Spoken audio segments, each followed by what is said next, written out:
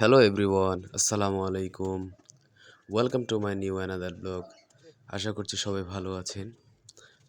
এই তো আলহামদুলিল্লাহ আমাদের বাসায় আজকে গেস্ট আসার কথা। তো সেজন্য প্রচণ্ড পরিমাণ ব্যস্ততার মধ্যে চলছে। আর আজকে আমার অফিসে ডে অফ ছিল। আহ, তো আজকে গভর্নমেন্ট হলিডে ঈদে মিলাদুন্নবী উপলক্ষে। তো সেজন্যই রান্না বাড়ার দায়ভার কিছুটা আমার উপরে এসে পড়েছে। তো সেজন্য চেষ্টা করছি।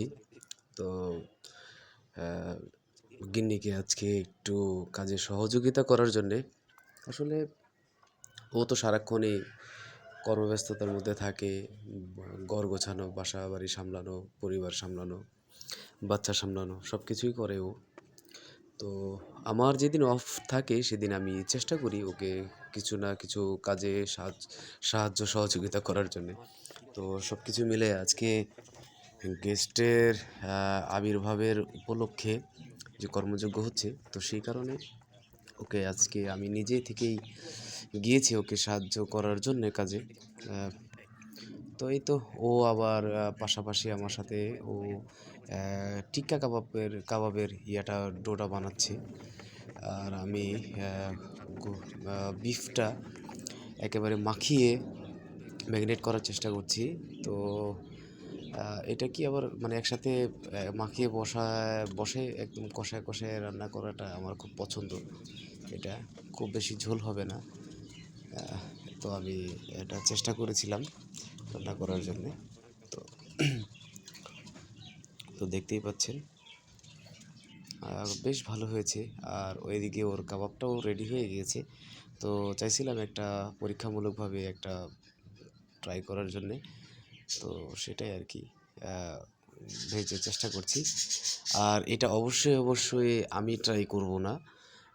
এটা হচ্ছে আমাদের বাসায় যাকে ছাড়া একদিনও চলে না, আমাদের পরিবারের একটা অন্যতম সদস্য, সে হচ্ছে আমাদের গৃহকর্মী।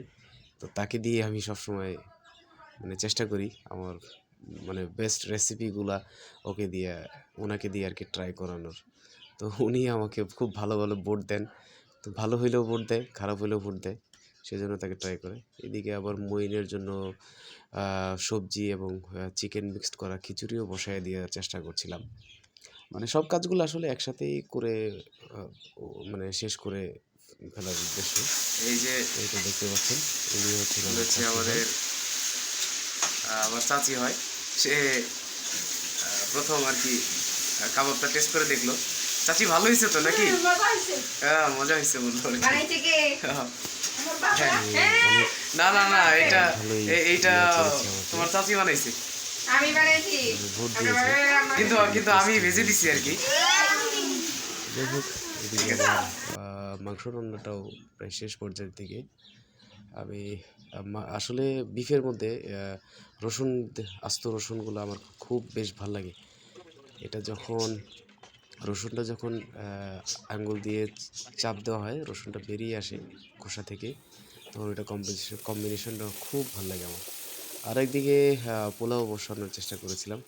আসলে মেহমান আসলে পোলাওটা যদি সার্ভ না করে তাহলে যেন কেমন কেমন লাগে।